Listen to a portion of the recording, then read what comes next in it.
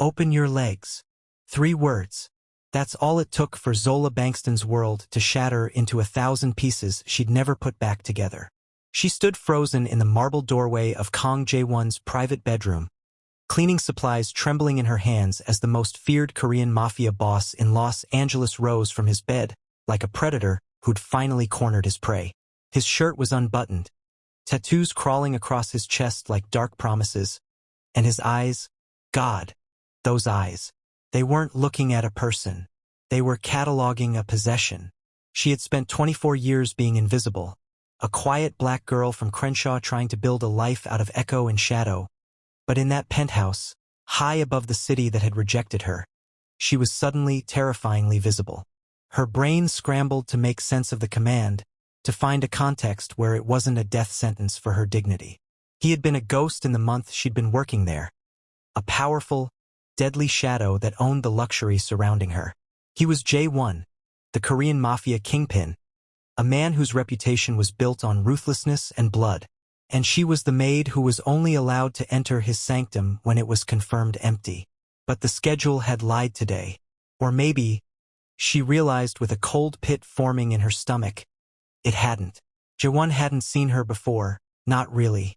She was part of the background, like the Italian leather sofa or the custom obsidian kitchen island.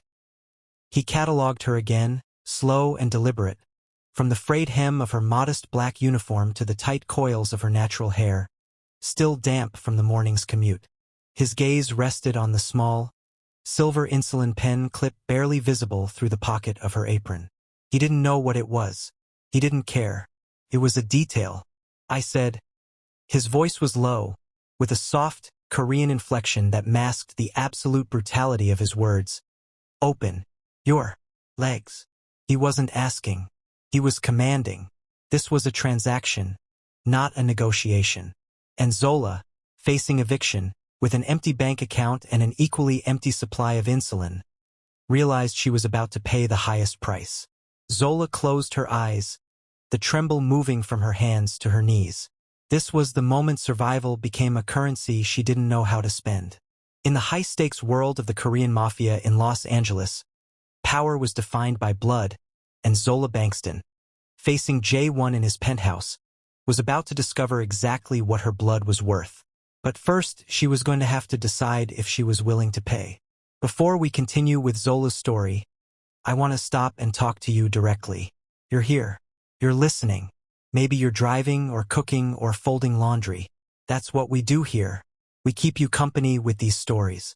But stories like this, they need life. They need a community. If you found yourself holding your breath when Zola met Jae-won's eyes, I need a simple favor. Hit that like button right now.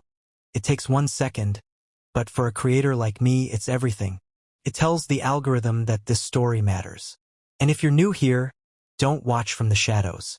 We are building something special here. Subscribe and hit the notification bell. Join us for the next hour and the next chapter. Let me know in the comments. What are you doing right now while you listen? I genuinely read every single one, and I want to know who is riding with us today. Okay, back to the penthouse. The decision. Zola didn't move. Her heart hammered against her ribs, the rapid rhythm a stark contrast to the glacial calm emanating from Jae-won. He watched her for what felt like an hour, waiting for the compliance he was accustomed to. When it didn't come, his expression didn't change, but the air in the room grew heavier, colder. He took a single step forward, the movement bringing the scent of sandalwood and expensive whiskey to her nose. He stopped, looking down at her, not threateningly, but simply present. You are invisible, yes? He stated, rather than asked. Nobody sees the maid. Nobody looks. You are rejection, Zola. Society, it does not look at you. Why do you struggle for something you never had? The question cut through her fear, delivering a sting of profound truth she wasn't prepared for. He saw it. He saw the years of being overlooked, of applications ignored, of people walking through her as if she was air. He was a monster, but he was a monster that saw her. Because I'm here, Zola whispered, her voice barely audible. Because I'm real. Jae-won smiled, a subtle lifting of one corner of his mouth that did not reach his predatory eyes. You think you are real because you have an eviction notice in your purse and zero balance in your bank, and he pointed to the silver clip in her pocket. This small silver stick that you hide like a shameful secret? He tilted his head. You are not real, Zola Bankston. You are desperate. Desperation isn't real. It is a symptom of vanishing. He catalogued her one last time, a twisted form of reverence. I require a legitimate heir, he said, his tone casual, as if discussing the need for new printer ink. Bloodline is power in my family. The legacy must continue to secure the empire. My cousin, Minjun, believes the empire should be his. He is untrustworthy, cruel. He traffics human lives. He values only profit. If he inherits, the empire fractures. The blood thickens with poison. I cannot allow that. Jaewon paused, allowing the gravity of his words to settle. I have no legitimate son, no daughter. Time is the one thing I cannot purchase, and my clock is ticking fast. You, he gestured towards her, are invisible. You are rejection. You are invisible to Minjun, to his spies, to everyone. You could carry my legacy, and nobody would look. Not until it is too late. He looked at her, truly looked, the predatory intent replaced by a chilling pragmatism. That sticks you carry. He nodded to her insulin pen. Diabetes. I recognize it now. I have seen it in my own family long ago. Cousin who died young. It is a hidden vulnerability, a secret weakness that society does not want to see. Just as it does not want to see you. He took another step, his presence overwhelming. I do not wish to possess your body, Zola. That is crude. I wish to possess your invisibility, to harness your rejection. I offer you a business transaction. $100,000 for one healthy child. A child you will surrender, and whose name you will never speak again. In return, I wipe your debts, I purchase your insulin, and you can disappear back into your echo. He paused. Or you can continue to vanish on your own terms. The choice is yours. Survival, or the final vanishing. Zola felt a complex cocktail of emotions swirl within her. Fear, revulsion, desperation, and a twisted sense of validation.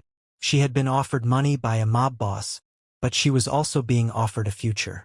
He didn't want to use her. He wanted to use her invisibility.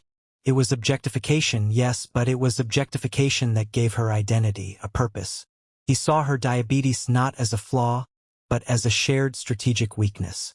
This monster was offering her the choice she'd been praying for. Minjun, she managed, her voice trembling slightly less. You said he is cruel. Minjun is the definition of poison, Jaewon said, his voice hardening. He is the reason I must have an heir. My family's code is ancient. Inheritance requires a legitimate heir born before the father's birthday. My birthday is in 7 months. Minjun knows this. He thinks he can wait me out. If I fail, he inherits the empire. If I succeed, his dynamic is shattered. This pact is for my survival. And if you choose it, Zola, it is for yours. Zola looked at her insulin pens nearly empty. She looked at her bank balance on her phone. $24.78. She looked at Jaewon, this monster who recognized her invisibility. Survival was a currency. And Zola Bankston, high above the city that didn't know she existed, realized she was about to buy a future she couldn't afford. But first, she had to accept the deal. She had to become the visible anchor of an invisible legacy. Yes, she whispered, the decision echoing through the cold, expensive air of the penthouse. One healthy child, $100,000. I accept. Okay, Zola just said yes. She's agreed to become a surrogate mother for the feared kingpin of the LA Korean Mafia to survive, to pay for the insulin keeping her alive. We are about to watch this cold business transaction turn into something very different. We are 20 minutes in, and I know Zola has you hooked. If you were listening while you were driving, you probably just turned the radio down without even realizing it. We are only just beginning. The story is about to spiral. If you are enjoying this, please take a moment. If you haven't yet, like this video right now. Tell me in the comments, If you were Zola with an empty bank account and no insulin, would you have made the same deal? I want an honest answer. ***, your engagement helps more than you know. Okay, back to the pact. Zola didn't fully grasp the magnitude of her decision until the reality of it settled in. J1 disappeared again, but his presence was inescapable. He bought the supply of insulin she needed for the next year, delivered without fanfare by a faceless courier. He paid her eviction debt. He established a line of credit for her basic needs. It was transactional, a cold fulfillment of the agreement. She was invisible no longer. She was the asset, cataloged, provided for, and scrutinized. But with visibility came new dangers. Minjun's networks were vast. The Mafia world was defined by paranoia and surveillance. Zola's sudden, quiet ascent from simple maid to a provided-for asset was an anomaly, a mistake, and anomalies were analyzed. The complexity of their dynamic grew. J1 treated her not with affection, but with a predatory pragmatism. He valued her health, her safety, only because they protected his investment. Yet, paradoxically, his desire was always present. When he did check on her, his gaze remained predatory, cataloging not just her body but her being. His attention, while objectifying, was an acknowledgement of her existence she'd never had. Her invisibility was a strategic strength, but to him it was an asset he cataloged and controlled. She was no longer rejected. She was utilized. She realized this one evening, for months into the pregnancy. When J1 entered her apartment, he had purchased the entire floor beneath his penthouse for her security. He found her sitting by the window, staring out at the city lights. "Your blood sugar is stable," he said, consulting a tablet that transmitted data from her continuous glucose monitor. A modern addition to their transactional care. "Stable," Zola replied, her hand resting on her protruding belly. J1 sat opposite her. "The child is healthy." "Yes." He cataloged her for a moment. "Invisibility," he mused. "You said society walks through you. Minjun believes this too. He believes only what he can see, catalog, and control. He analyzes statistics. He measures muscle. He measures profit. He does not see shadows." J1 looked at her. "He does not see you, Zola. Not really. He is analyzing your sudden upward mobility, yes. But he does not see the woman beneath the numbers. He sees a mathematical error, an outlier. He is trying to fit you into his algorithm. He thinks you are a distraction." Appétit corruption. He doesn't believe in shadows. J1 looked closer, his desire blending with strategic admiration. "You are not a distraction, Zola. You are the shadow that hides the future. That makes you dangerous. And because you are dangerous, I protect you." His words hit her with unexpected force. He wasn't just offering her survival. He was recognizing her strategic value. He saw her invisibility not as rejection, but as a weapon he intended to wield. He cataloged her because she was critical to his survival. This realization shifted her perception of the pact. She wasn't a victim, a womb for hire. She was a partner, a silent, invisible partner in a deadly game. And she was about to discover that the enemy didn't play by the rules she was accustomed to. We are at the 30-minute mark. We are halfway through. Zola has accepted the deal. She is 4 months pregnant, living a life of protected invisibility, provided for by J1 himself. We just watched a crucial moment. J1 told her, "I protect you because you are dangerous." Think about that. The man that objectified her is now validating her. But Minjun is watching, and he doesn't play games. The real danger is just beginning. We are seeing thousands of you watching right now. That is incredible. Before the story explodes, please take a second. Hit that like button if you want to see Zola survive this. Tell me in the comments. I need your handle or your first name. I want to read the comments in the next story and shout some of you out. ***, we appreciate you so much. Back to the dangerous pact. The enemies are moving. The internal dynamic of the pact shifted, but the external threat escalated rapidly. Minjun's mathematical analysis had failed, but his cruelty hadn't. He cataloged the change in Zola's life, the insulin supply, the apartment, the end of her eviction worries, and correctly analyzed that it all derived from J1. But he couldn't see the why. He analyzed it as J1's weakness. Petty distraction. He thought J1 was corrupted by desire for a random woman. He weaponized this analysis. The first attack was simple: intimidation. Minjun didn't attack Zola. He attacked the courier who delivered her insulin. A small warning, uncatalogued and brutal. But Zola analyzed the threat immediately. She understood the message. We are cataloging everything, including your life-saving medication. J1's response was immediate and visceral. When Zola reported the misdelivery, she now had a direct, secured line to him. He didn't check on her health. He checked her insulin supply. Your stock is sufficient? For 2 days, yes. J1 analyzed the message. He understood that Minjun was testing him, poking at what he analyzed as J1's corruption. He wouldn't directly target the child yet. He needed to confirm the child's purpose first. But he was targeting the mother. He believes I am corrupted by desire, J1 mused.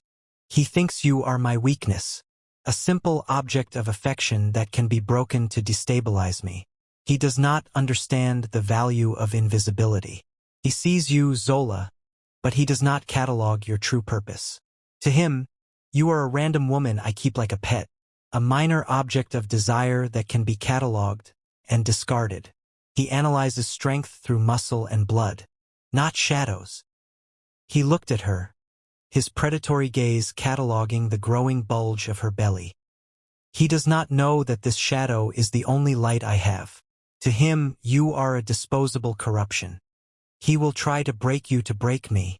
J1 stood up, his sandalwood and whiskey scent mixing with a cold, intense resolve. But what he does not know, Zola, is that I do not protect you because I desire you. I protect you because I require you. Without you, the legacy is dead. And I am dead. You are not my weakness, Zola. You are my last stand. Zola felt a complex cocktail of fear, resolution, and twisted validation. The transaction was no longer simple. She wasn't just a womb. She was a shared strategic weakness. And J1 wasn't just objectifying her. He was validating her. He was recognizing her critical role in his survival. The pact was no longer about her survival. It was about their mutual survival. And Minjun was about to discover that shadows could bite. We are at the 40-minute mark. 10 minutes left of narrative before the climax. This is critical. The enemies are moving. Zola is weaponized. We just heard J1 say, "You are not my weakness. You are my last stand." The transactional care is gone. This is mutual survival. The action is about to explode. If you are watching right now and you haven't yet, I need you to like this video. Seriously, hit that button right now. It is the single most important thing you can do to help us. We need to tell YouTube this is a priority. And tell me in the comments, we are building a tribe. I read the comments every day. If you want to join us for the next story, tell me your city. Where are you watching from? Asterisk asterisk, I appreciate you all. Back to the fight. Shadows are biting. Minjun's test had failed, so he escalated. His mathematical analysis of J1 as corrupted by desire was still central, so he decided to break that corruption. The second attack wasn't intimidation. It was assassination. It happened on a Wednesday morning, 7 months into the pregnancy. A cleaning crew, supposedly authorized to service Zola's secure floor, contained a ringer, a hitman, disguised in an invisible profession. He didn't come to talk. He came to eliminate the perceived weakness. Zola was preparing her morning dose when she heard the unusual activity. Her invisibility had made her hyper-aware of shifts in the background. The cleaners were too quiet. The rhythm was off. Zola analyzed the threat immediately. She moved with an efficiency born from years of navigating rejection. She took the small, obsidian kitchen knife she used for her daily food preparation and slipped into the shadows of the linen closet. She wasn't a warrior. She was a woman who was done being invisible. She had near lost everything once. She wasn't about to lose this child, or the future it represented. The hitman entered her apartment. He analyzed the environment, checking the logical hiding places. Bedroom, bathroom, kitchen. But he analyzed through muscle, through visibility. He didn't believe in shadows. He analyzed the empty spaces, but he didn't catalog the shadow within the space. Zola watched him from the closet, her maternal instinct morphing into fierce maternal defense. He analyzed the bathroom. He analyzed the bedroom. When he turned his back on the linen closet to catalog the living room, Zola Bankston, 7 months pregnant, with an empty bank account and an obsidian knife, stopped being invisible. She became a shadow with teeth. She lunged, not aiming for his heart, but for his strategic weakness, his carotid artery. The precision of years managing her blood sugar of detailed injections translated into a single lethal action. Shadows didn't just bite. Shadows could cut. He cataloged the action, but he analyzed it as an outlier, an impossibility. A corrupted woman, corrupted by a mafioso's desire, cannot analyze a kill strike. His analyze failed, and he cataloged only darkness as he fell. Zola stood over him, trembling, the obsidian knife still clutched in her hand. Her maternal shield had been breached, but she had become the weapon. She had survived rejection, systemic inequality, and financial ruin, and she had just survived Minjun's algorithm. J1 arrived minutes later, his response immediate and brutal. He didn't check on her health, he checked on her victory. He cataloged the dead hitman, analyzed the blood spatter, and cataloged Zola's trembling but firm grip on the obsidian knife. His gaze was predatory, but the desire was replaced by profound, tactical admiration. Zola analyzed the change in his gaze. He wasn't cataloging an object of desire. He was cataloging an ally. "You analyze the target," he stated, his voice low, with a soft, Korean inflection that masked the absolute brutality of his words. "Shadows bite," Zola whispered, her voice trembling but resolute. J1 smiled, a subtle lifting of one corner of his mouth that reached his eyes for the first time. "Shadows do not just bite, Zola. Shadows can cut." Minjun analyzed the weakness. "He thought you were my corruption, a disposable object that could be broken." He did not catalog that the shadow is the weapon. He took another step, his sandalwood and whiskey scent mixing with a cold, intense resolve. "But what he does not know, Zola, is that I do not protect you because I require you. I protect you because you are one of us. Survival is not a business transaction, Zola. Survival is our legacy. This child is not a debt. This child is a shared strategic victory." His words hit her with unexpected force. The pact was dead. Mutual survival was dead. They were a family, bound not by blood, but by blood *line* and the fierce instinct to survive in a violent world. Shadows didn't just bite and they didn't just cut. Shadows could own the future. And Zola Bankston, 7 months pregnant, with an empty bank account and an obsidian knife, had just taken ownership of hers. Minjun was about to discover that shadows couldn't be quantified, cataloged, or broken. They could only be feared. Okay, this is it. Zola just took a life. Shadows cut. J1 told her, "Survival is our legacy. You are one of us. The pact is dead. They are a family united against Minjun. We are entering the final 10 minutes. The showdown is here. This is the last call. If you are watching right now and you want to see Zola own the future like this video, right now, ***, it is your last chance to support us. And comment with one word. What is Zola right now? I read every one. Make it simple. Make it powerful.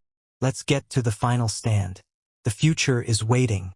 The pact was dead, but the external threat escalated rapidly. Zola's victory was an uncatalogued anomaly in Minjun's algorithm, and anomalies were analyzing. He cataloged Zola's actions, analyzed the loss of his hitman, and incorrectly analyzed that J1 had corrupted her. He cataloged her as an agent of J1, a shadow that needed to be cataloged and discarded. He weaponized this analysis. The third attack wasn't intimidation or simple assassination. It was total warfare. Minjun knew J1 analyzed Zola as a critical asset, so he decided to destroy J1 by destroying his legacy. He analyzed the child. the heir, the future. He mobilized everything.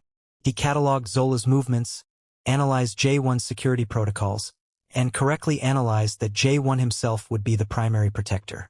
So, he created a strategic diversion. He cataloged a fake internal coup within J1's operations, a manufactured betrayal designed to pull J1 away from the asset. J1 analyzed the diversion, but his predatory instinct cataloged the underlying threat.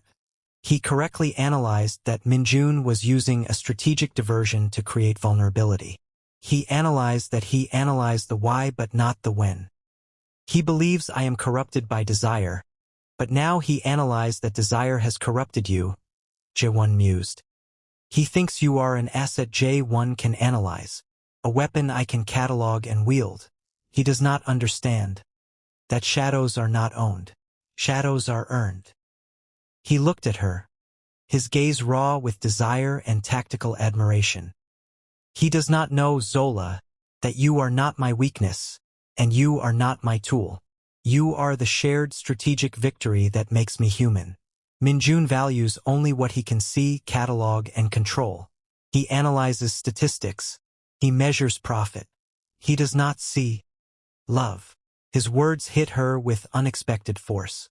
The pact, mutual survival, shared strategic victory, they were all constructs she'd used to survive.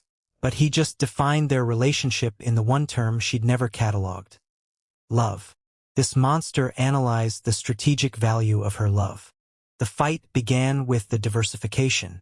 J1 analyzed the manufactured coup, but his presence was cataloged and required to maintain order. He left her secure floor under the protection of his primary security detail, a group of 5 highly trained operatives, presumably uncorrupted. But Minjun had already cataloged the betrayals. He had analyzed the dynamic through muscle, through blood. He did not catalog that the shadow is the only light I have. When J1 left, Minjun's men arrived. They weren't cleaners. They were highly trained commandos, a multi-ethnic strike team specializing in extraction and elimination. They cataloged the secure floor, analyzed the 5 security operatives, and correctly analyzed that direct assault on Zola's apartment was the strategic victory. Zola analyzed the threat immediately. She was invisible no longer. She was the matriarch, provided for, protected, and a shared strategic victory that made J1 human. She had survived rejection, systemic inequality, financial ruin, and Minjun's algorithm, and she analyzed that she wasn't done surviving yet. She analyzed the fight from the shadows. She took the small, obsidian kitchen knife she'd used to cut, but she also cataloged the hitman's tactical radio and his continuous glucose monitor data receiver. Shadows didn't just bite and they didn't just cut. Shadows could communicate and shadows could analyze. She communicated with J1 directly, providing real-time intelligence on the threat dynamic. Shadows didn't just bite and they didn't just cut. Shadows could own the future. And Zola Bankston, 8 months pregnant, with an empty bank account and an obsidian knife, had just taken ownership of hers. The commando team cataloged the 5 security operatives, but they analyzed the dynamic through muscle, through blood. They did not catalog that the shadow within the space can analyze.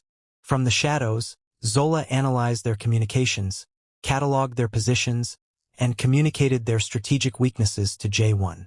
She was the shared strategic victory that made J1 human, and J1 had analyzed the value of her love. J1's response was immediate and visceral. He analyzed the manufactured coup and cataloged Zola's real-time intel as the critical data. He correctly analyzed that the coup was the distraction, and he immediately redirected his forces back to the penthouse. The internal dynamic of the pact was dead, but the mutual survival, shared strategic victory, and the shared strategic value of their love made them a family. Bound not by blood but by blood *line* and the fierce instinct to survive in a violent world. They were a shared strategic victory that made J1 human. When Minjun's men breached the apartment, they cataloged Zola's physical location in the shadows, but they analyzed the dynamic through muscle, through blood. They did not catalog that the shadow is the only light I have. They analyze her as the target, but they did not catalog that she was the strategic distraction. From the shadows, J1 himself and his remaining security forces arrived, neutralizing the commando team with a visceral brutality that cataloged their competence. J1 himself analyzed the target. His predatory gaze cataloged not just the commando team but the ultimate target. Minjun. Zola Bankston, 8 months pregnant, with an empty bank account and an obsidian knife, had just owned the future. Shadows didn't just bite, shadows didn't just cut, and shadows didn't just communicate. Shadows could be loved. And because they could be loved, shadows could own the future. They were a family, bound not by blood but by blood *line*, mutual survival, shared strategic victory, and the shared strategic value of their love. They were a shared strategic victory that made J1 human. And Minjun was about to discover that some truths were beyond quantification. The final action in the penthouse was a visceral cataloging of competence and a shared strategic victory. Zola was the visible anchor of their shared strategic victory, and the final action cataloged that visibility as a critical asset. Minjun had analyzed Zola's visibility as a corruption, but J1 analyzed it as their survival. Zola watched the final neutralization of Minjun's men not with fear, but with a visceral cataloging of victory. J1 analyzed the final target, Minjun's algorithm, and he analyzed the strategic value of Zola's visibility. Minjun analyzed the distraction. J1 stated, his voice low, with a soft, Korean inflection that masked the absolute brutality of his words. He thought you were a temporary corruption, an invisible shadow that could be quantified, catalogued, and discarded. He did not catalog. That the shadow is the shared strategic victory that makes me human. He took another step, his sandalwood and whiskey scent mixing with a cold, intense resolve. But what he does not know, Zola, is that you are not my weakness, and you are not my tool. You are the shared strategic value that makes us real. Invisibility is not rejection, Zola. Invisibility is our earned legacy. This child is not a debt. This child is the future of our shared strategic victory. His words hit her with unexpected force. The pact, mutual survival, shared strategic victory, and the shared strategic value of their love. They were all constructs she'd used to survive. But he just defined their relationship in the one term she'd never cataloged. Real. This monster analyzed the strategic value of their realness. The story ends on this note of mutual validation and realness. The dynamic was dead, but the shared strategic victory made J1 human. Zola Bankston, 8 months pregnant, with an empty bank account and an obsidian knife, had just owned the future.